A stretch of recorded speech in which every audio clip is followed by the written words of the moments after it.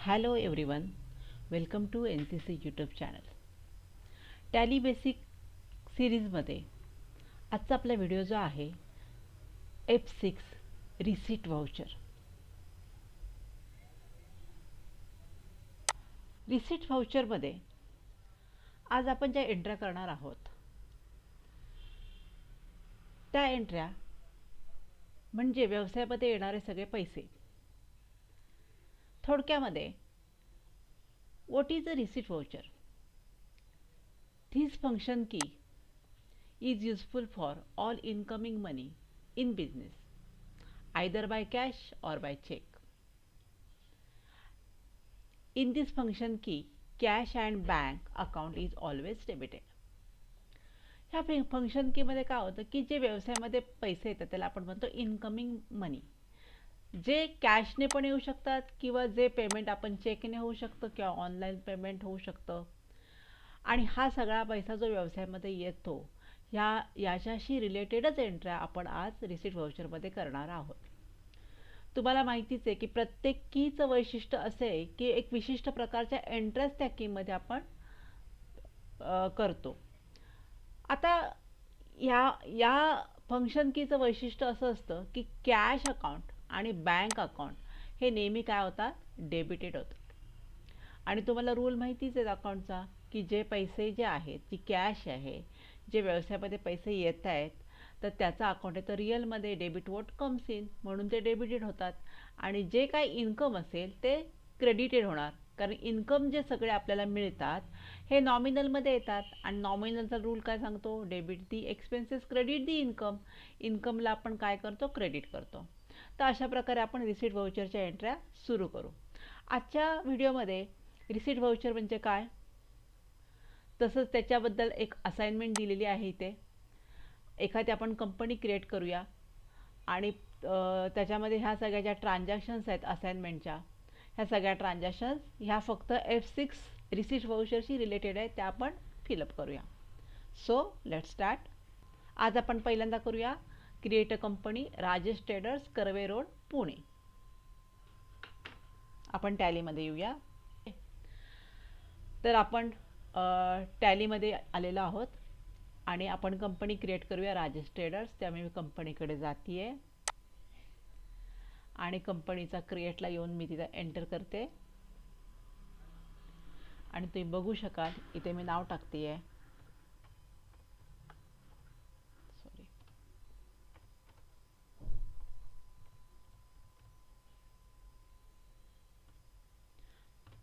Karve road address आहे त्याचा, शॉर्टकटमध्ये टाकतेय आणि पुणे.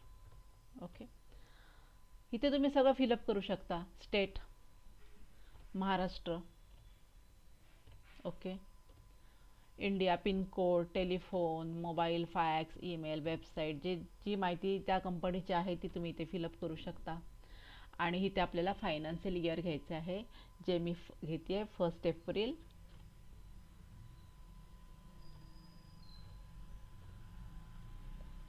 2019. एंटर आणि ॲक्सेप्ट. अशा प्रकारे आपण कंपनी क्रिएट केली. आणि ह्या सगळ्या फीचर्सना आपण फक्त बेसिक सिरीज असल्यामुळे फक्त मेंटेन अकाउंट्सला एस करूया, इन्व्हेंटरीला नो करू आणि GSTला पण नो करू. आणि आपण कंपनी काय करूया, क्रिएट ॲक्सेप्ट करूया. आणि तुम्ही बघता इथे की राजेश ट्रेडर्सची कंपनी आपण क्रिएट केलेली आहे. आता मगाशी सांगितल्याप्रमाणे आपण असाइनमेंटमध्ये जाऊ की पहिली असाइनमेंट काय आहे. Business started with cash of ₹50,000. व्यवसाय सुरू केला आणि व्यवसायामध्ये आपण कॅश इन्व्हेस्ट केले. बिझनेस ज्यावेळी स्टार्ट करतो त्यावेळेस एक कॅपिटल अकाउंट क्रिएट होतं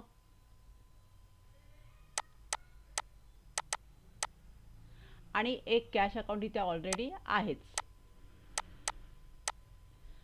मग असेच सांगितलं की जी काही कॅश आहे, जी काही बँक अकाउंट आहे ते ऑलवेज डेबिटेड. म्हणजे ह्या कॅशला आपण काय करणार आहोत, डेबिट करणार. आणि कॅपिटल आपण काय करणार, क्रेडिट. कारण इन्कमच्या स्वरूपात व्यवसायाला पैसे मिळालेले आहेत कॅपिटलच्या स्वरूपात. आणि कॅशला डेबिट कॅपिटलला क्रेडिट. तर अशा प्रकारे आपण एंट्री करणार आहोत. तर आपण जाऊ टॅलीकडे. टॅलीमध्ये आल्यानंतर आपल्याला ह्या सगळ्या ज्या कीजची एंट्री जी आहे ही की आहे F6. त्यामुळे आपण व्हाउचरमध्ये येऊ. इथे तुम्ही व्हाउचरला व्हीसुद्धा प्रेस करू शकता किंवा तुम्ही व्हाउचर्समध्ये पण येऊ शकता, कसंही करू शकता तुम्ही. आता इथे आल्यानंतर तुम्ही बघता की आपण पेमेंटला इथे थांबलेला आहोत. तर आपल्याला जायचं F6. तर त्यासाठी आपण उजव्या साईडला येतो इथे आणि इथे आल्यानंतर आपण बघतो इथे F6 रिसीट चेक की आहे, दिसती आपल्याला. त्याला आपल्याला काय करायचं आहे, एंटर करायचं आहे. एंटर केल्यानंतर तुम्ही बघाल की ते रिसीट आपल्याला शो होतीये आणि नंबर 1 म्हणजे पहिलं व्हाउचर आपलं चालू होते. आणि ज्यावेळी आपण डेबिट क्रेडिटमध्ये बघतो तर क्रेडिट साईडला इथे क्रेडिटला कर्सर थांबलेला आहे. आपली एंट्री काय होते, cash account debit to capital. म्हणजे कॅशला आपण डेबिट करणार आहोत आणि कॅपिटलला काय करणार आहोत, क्रेडिट करणार आहोत. त्यामुळे इथे मला कॅपिटल करायचं आहे पण इथे अकाउंट नाही आहे. त्यामुळे तुम्ही बघाल की इथे लिस्ट ऑफ लेजर अकाउंट्स दिलेला आहे आणि इथे क्रिएटचं ऑप्शन दिलं आहे येलो लाईनवरती. ह्या क्रिएटला जाऊन मी काय करते, एंटर करते. तर लेजर क्रिएशनच्या फॉर्मॅटला आलेलो आहोत आपण, कारण आपल्याला लेजर करणं, लेजरचं नाव तयार करणं गरजेचं आहे, जे आहे कॅपिटल, CAPITAL. इथे कॅपिटल म्हणताना तुम्ही स्पेसिफिक नाव लिहू शकता की राजेशचं कॅपिटल आहे. पार्टनर असेल तर पार्टनरची नावं घालू शकता. आणि हा कॅपिटल जो आहे तो कॅपिटलमध्येच येतो. त्यामुळे आपला कर्सर, कारण हे सगळे लिस्ट ऑफ ग्रुप्स आहेत नेहमीप्रमाणे आणि इथलं कॅपिटल आपल्याला सिलेक्ट करायचं आहे आणि एंटर करून आपण ॲक्सेप्ट करूया. आणि अमाऊंटला कर्सर येऊन थांबलेला आहे. अमाऊंट आपल्याला घालायची आहे 50,000. एंटर. कर्सर थांबल्या डेबिटला, त्याला एकदा एंटर करू आणि आपल्याला एंट्री डेबिटला काय घ्यायचं आहे, कॅश. एंटर करूया 50,000. ओके. आणि इथे नरेशन्स आहे. इथे नरेशनमध्ये तुम्ही लिहू शकता बिंग बिझनेस स्टार्टेड.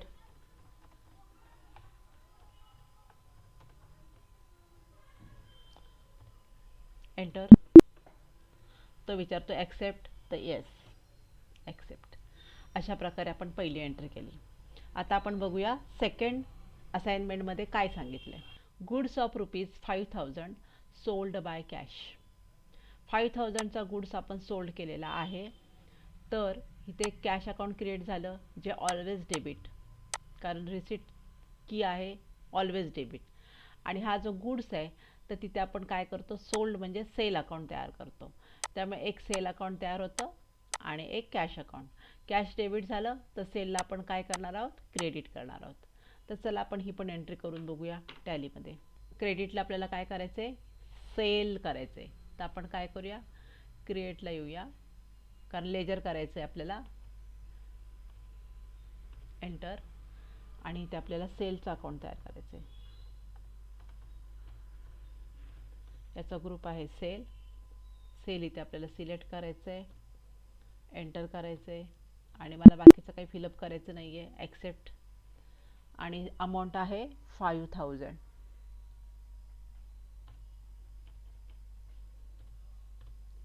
आणि डेबिटला काय येणार आहे, कॅश, कारण आपण गुड्स विकलेला आहे, पैसे मिळालेले आहेत. त्यामुळे कॅशला डेबिट. आणि नरेशनमध्ये आपण शॉर्टकटमध्ये लिहितो की बिंग गुड्स सोल्ड. एंटर. आणि ही पण एंट्री आपण ॲक्सेप्ट करूया. आता आपण बघतोय तिसरी. आपण पहिली एक केली, दुसरी झाली आणि आपण थर्ड वन करतो. थर्डमध्ये सांगितलं की commission of ₹440 received by cheque and deposited in Bank of India. 440चा आपल्याला चेक कमिशन आलेलं आहे, कमिशनचा चेक आलेला आहे आणि तो चेक आपण बँक ऑफ इंडियामध्ये काय केलेला आहे, डिपॉझिट केलेला आहे. म्हणजे आपले पैसे बँकेत जमा होणार आहेत, कॅश होणार नाही आहे. त्यामुळे इथे बँक ऑफ इंडिया हे एक अकाउंट तयार होईल, ज्याला आपण नेहमीच डेबिट करणार आहोत, कारण always cash and bank account is always debited in receipt voucher. कारण पैसे येत आहेत, कमिंग बिझनेस. ओके. आणि हे जे कमिशन जे अकाउंट तयार होतं आपल्याला, हे क्रेडिटला येणार, कारण it is our income, so credited. आणि मग आपण एंट्री कशी करणार आहोत? Bank of India account debit to commission. Okay, तर टॅलीमध्ये आपण ही एंट्री बघूया कशी करायची आहे. क्रेडिटला काय येणार आहे? कमिशन येणार आहे.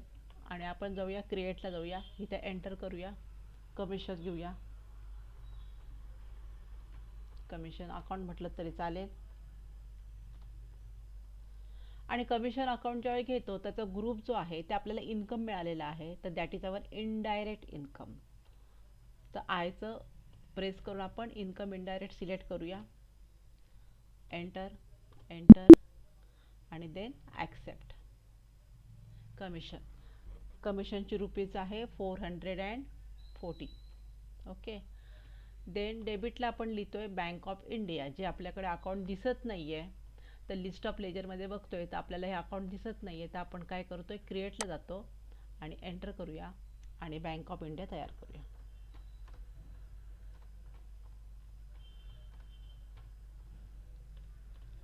आणि त्याचा ग्रुप जो आहे तो बँक राहणार आहे, कारण बँक हे आपलं अकाउंट आहे व्यवसायाचं. एंटर.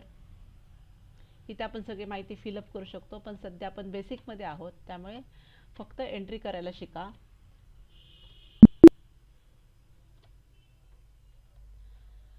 ॲटोमॅटिकली 440 आली, म्हणजे एंट्री तुम्हाला कळली की कमिशनला आपण क्रेडिट केलं आणि बँकेला आपण काय केलं, डेबिट केलं. आणि नरेशन लिहिण्याच्या अगोदर तो चेक नंबर विचारतो की चेक कोणता होता, किती नंबरचा होता, बँकेचं कुठच्या पार्टीने दिलं, त्याचं नाव काय, वगैरे वगैरे सगळं. सध्या आपण इथे स्किप करू याला. Being commission receive. Okay, enter, enter. आणि तुम्ही बघताय की परत रिसिप्टला येऊन कर्सर 4 नंबरचं आपल्याला पुढची ट्रान्झॅक्शन्स करायची आहे. त्याच्यासाठी आपण प्रेझेंटेशन, आपण असाइनमेंट बघूया. आपली चौथी ट्रान्झॅक्शन जी आहे, फर्निचर ओल्ड दिले मी, सोल्ड बाय कॅश ऑफ ₹5,600. जुनं फर्निचर जे आपल्याकडे होतं, जे आपण विकलं. एखादं फर्निचर जेव्हा विकतो तेव्हा आपल्याला नक्कीच पैसे आले, त्यामुळे कॅशला आपण काय करणार आहोत, डेबिट. आणि इथे दुसरा इफेक्ट जातो, अकाउंट तयार होतं, ते होतं फर्निचर अकाउंट. आणि ते काय होणार आहे, क्रेडिट, कारण फर्निचर आता रिअलमध्ये आहे, पैसे गेलेले आहेत, फर्निचर गेलेलं आहे म्हणून ते क्रेडिटला आलेलं आहे. आणि कॅश आपल्याला मिळालेली आहे 5,600. तर ही एंट्री आपण रिसीट व्हाउचरला सध्या करत आहोत. त्यासाठी आपण टॅलीकडे जाऊया. टॅलीमध्ये आपण ही एंट्री करूया की आपल्याला पैसे मिळालेले आहेत, त्यामुळे फर्निचरला काय होणार आहे, क्रेडिट. त्या फर्निचरचं अकाउंट क्रिएट करूया. क्रिएटला जायचं आहे, एंटर करायचं आहे आणि फर्निचर.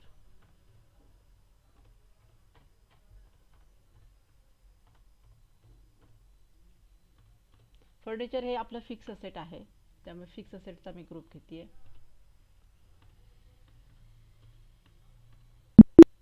ॲक्सेप्ट.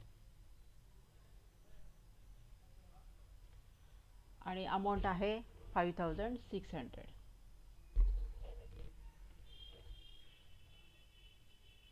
एंटर. आणि डेबिटला आपल्याला काय करायचं आहे, कॅश, कारण आपल्याला पैसे मिळालेले आहेत. आणि नरेशन, बिंग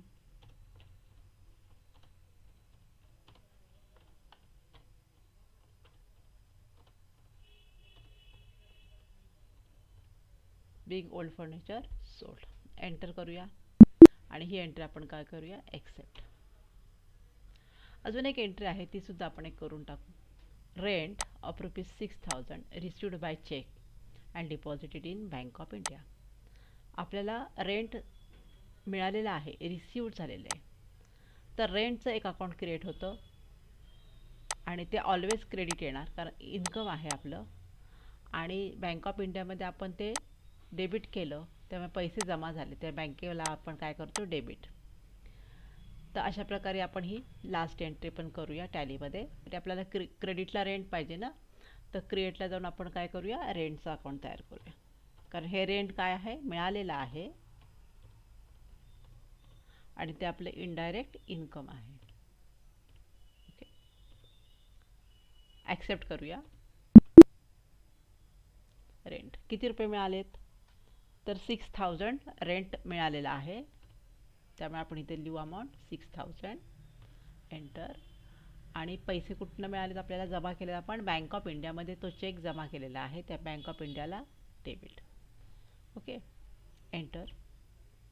इथे सुद्धा तुम्हाला सगळं चेकचा रेफरन्स विचारतो, कुठच्या बँकेचा चेक आहे, नंबर काय आहे, किती तारखेचा चेक होतो, हे सगळं याच्यामध्ये आपल्याला सांगितलेलं असतं. हे आपण नंतर फिलअप करू, सध्या स्किप करूया.